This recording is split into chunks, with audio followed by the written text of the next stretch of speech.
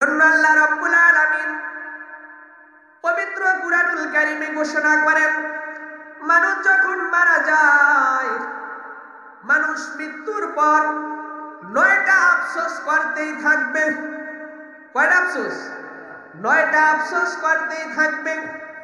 প্রথম নাম্বার আফসোস করবে, আল্লাহ রাব্বুল আলামিন সূরাতুন নাবায়ের 40 নাম্বার আয়াতের ভিতরে উল্লেখ করেন, ওয়ায়াকুনুল কাফিরু ইয়া লাইতানি কুনতু তুরাবা। হায় আফসোস, কাফের বলবে হায় আফসোস, আমি যদি মাটি হতাম, আমাকে যদি আল্লাহ রাব্বুল আলামিন মাটি তৈরি করত, মাটি বানাইতো, তাহলে কতই না ভালো হতো। মাটি বানাইলে আজকে আযাবের সম্মুখীন হওয়া লাগতো না।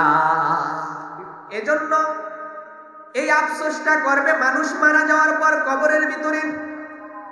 দ্বিতীয় নাম্বার আফসোস করবে, আল্লাহ রাব্বুল আলামিন পবিত্র কুরআনুল কারীমে ঘোষণা করেন, ইয়াকুলু ইয়া লাইতানি কদ্দামতু লিহায়াতি। হায় আফসোস, আমি যদি পরকালের জন্য কিছু করতাম। ওই যে মানুষ মারা যাওয়ার পর একটা কবরে যাইতে হবে, এই কবরের জন্য, এই পরকালের জন্য কিছু যদি করতাম, তখন শুধু আফসোস করতে থাকবে, হায় আফসোস, কি করলাম আমি দুনিয়ায়। কিন্তু আফসোস করে যাবে, আল্লাহ আর এই পৃথিবীতে পাঠাইবে না। তৃতীয় নম্বর আফসোস কি করবে শুনুন, আল্লাহ রাব্বুল আলামিন পবিত্র কালামুল্লাহ শরীফের ভিতরে ঘোষণা করেন, ওয়া আম্মা মান উতিয়া কিতাবাহু বিশিমালিহি ফায়াকুলু ইয়া লাইতানি লাম উতা কিতাবিয়া। যার আমলনামা বাম হাতে দেওয়া হবে, সে বলবে হায় আফসোস, আমাকে যদি আল্লাহ রাব্বুল আলামিন আমলনামা না দিত, তাহলে কতই না ভালো হতো। বলবে হায় আফসোস। যখন যার আমলনামা এই বাম হাতে দিবে, বাম হাতে দেওয়ার পর আফসোস করবে, হায় আফসোস, আমাকে যদি এই আমলনামাটা না দেওয়া হতো, তাহলে কতই না ভালো হতো।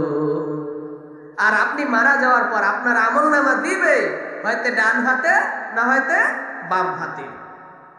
এই আমলনামা দিবে কিনা এই সম্পর্কে আল্লাহ রাব্বুল আলামিন সূরাতুল জিলজালের ভিতরে উল্লেখ করেন, ফামান ইয়া'মাল মিসকালা যাররাতিন খায়রান ইয়ারা। কেউ যদি কোনো পরিমাণ ভালো কাজ করে, তাও তার আমলনামায় দেখতে পাবে। সুবহানাল্লাহ বলেন। আল্লাহ রাব্বুল আলামিন আবার বলতেছেন, ওয়া মান ইয়া'মাল মিসকালা যাররাতিন শাররান ইয়ারা। আবার কেউ যদি কোনো পরিমাণ খারাপ কাজ করে, অসৎ কাজ করে, সেটাও তার আমলনামায় দেখতে পাবে।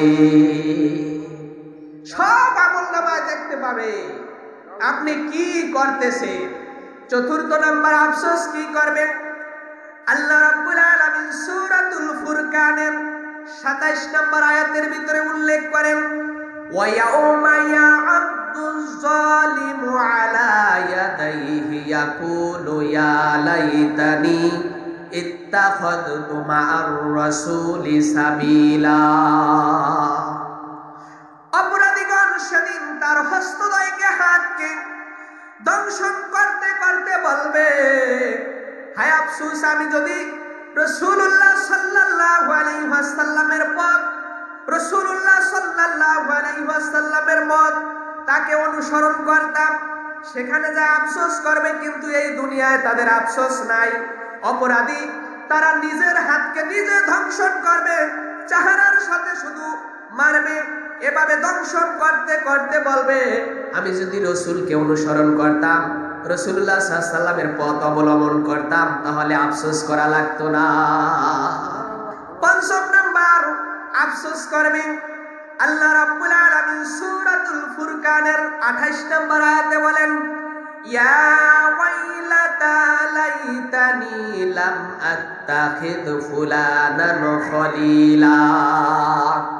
হায় আফসোস, আমি যদি অমুককে বন্ধুরূপে গ্রহণ না করতাম। কাকে? যারা সুদ খায়, ওই সুদওয়ালা ব্যক্তিকে যদি আমি বন্ধু না বানাইতাম, যারা বেনামাজি, নামাজ পড়ে না, তাকে যদি আমি বন্ধুরূপে না বানাইতাম, তাহলে কতই না ভালো হতো। এই আফসোস করবে। ৬ষ্ঠ নম্বর আফসোস করবে, আল্লাহ রাব্বুল আলামিন সূরাতুল আহজাবের ৬৬ নম্বর আয়াতের ভিতরে উল্লেখ করেন, ইয়াউমা তুকাল্লাবু উজুহুহুম ফিন্নার ইয়াকুলুনা ইয়া লাইতানা আতা'নাল্লাহা ওয়া আতা'নার রাসূলা। আগুনে যেদিন তাদের মুখকে উপর করবে, আগুনের ভিতরে তাদের মুখ দংশন করবে, উপর করে দেওয়া হবে, সেদিন তারা বলবে, হায় আফসোস, আমি যদি আল্লাহ এবং রাসূল সাল্লাল্লাহু আলাইহি ওয়াসাল্লামের অনুগত করতাম, রাসূল সাল্লাল্লাহু আলাইহি ওয়াসাল্লাম যা নিয়ে আসছেন ওগুলো যদি আমি অনুসরণ করতাম, তাহলে আজকে আমার কতই না ভালো হতো। রাসূল সাল্লাল্লাহু আলাইহি ওয়াসাল্লাম বিদায় হজের ভাষণে তিনি বলেন, কি বলেন? আমি দুটো জিনিস রেখে দিয়েছি, একটি হচ্ছে কুরআনুল কারীম, আর একটি হচ্ছে আমার সুন্নাহ। যদি আমি কুরআনুল কারীমকে অনুসরণ করতাম, সুন্নাহকে অনুসরণ করতাম, তাহলে এত আমি বিপদগ্রস্ত হইতাম না। এই আফসোস করবে। ৭ম নম্বর আফসোস করবে, সূরাতুল আন-নিসা এর ৭৩ নম্বর আয়াতে আল্লাহ রাব্বুল আলামিন বলেন, ইয়া লাইতানি কুনতু মা'হুম ফাআফুজান ফাওজান আযীমা। হায় আফসোস, আমিও যদি তাদের সঙ্গে থাকতাম তাহলে বিরাট সফলতা অর্জন করতাম। কাদের সঙ্গে থাকতাম? যারা নেককার সালেহীন বান্দা, তাদের সঙ্গে থাকতাম। যারা নামাজ পড়েছে, রোজা রেখেছে, ভালো কাজ করেছে, তাদের সঙ্গে যদি আমি থাকতাম, তাদেরকে বন্ধুরূপে আমি গণ্য করতাম, তাহলে আজকে এই আযাবের সম্মুখীন হওয়া লাগতো না। ৮ম নাম্বার আফসোস করবে, কয় নাম্বার? ৮ম নাম্বার। ৮ নাম্বার আফসোস করবে, সূরাতুল কাহাফের ৪২ নম্বর আয়াতে আল্লাহ তাআলা বলেন, ওয়া ইয়াকুলু ইয়া লাইতানি লাম উশরিক বিরাব্বি আহাদা। হায় আফসোস, আমি যদি আল্লাহ তাআলার সাথে কাউকে শিরক না করতাম। আমরা তো আল্লাহর সাথে শিরক করে ফেলি, কথায় কথায় আমরা শিরক করি। এজন্য আল্লাহর সাথে কাউকে শিরক করা যাবে না। আল্লাহ কয়জন বলেন? একজন। আল্লাহ কয়জন? একজন।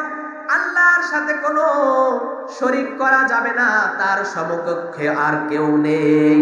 আল্লাহ রাব্বুল আলামিন তার পরিচয় দিয়েছেন, কুল হুয়াল্লাহু আহাদ আল্লাহুস সামাদ লাম ইয়ালিদ ওয়া লাম ইউলাদ ওয়া লাম ইয়াকুল লাহু কুফুয়ান আহাদ।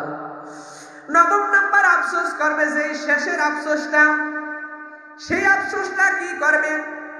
সূরাতুল আনআমের ২৭ নম্বর আয়াতের ভিতরে উল্লেখ করেন, ফাকালু ইয়া লাইতানা নুরাদ্দু ওয়া লা নুকাযযিবা বিআয়াতি রাব্বিনা ওয়া নাকুনা মিনাল মুমিনিন। যখন তাদেরকে দোজখের উপর দাঁড় করানো হবে, কিসের উপর? দোজখের উপর, জাহান্নামের উপর দাঁড় করানো হবে, তারা বলবে, কতই না ভালো হতো যদি আমাকে পুনরায় আবার প্রেরিত করা হতো, পুনরায় আবার ফিরিয়ে আনা হতো। কবর থেকে আর কি সম্ভব ফিরানো? সম্ভব নয়। তারা বলবে, পুনরায় যদি আমাকে প্রেরিত করা হতো, তাহলে আল্লাহ রাব্বুল আলামিনের নিদর্শন, আল্লাহ রাব্বুল আলামিনের যেই বাণী, সেই বাণীকে আর মিথ্যারোপ করতাম না, আমরা বিশ্বাসীদের অন্তর্ভুক্ত হয়ে যেতাম। সুবহানাল্লাহ বলেন।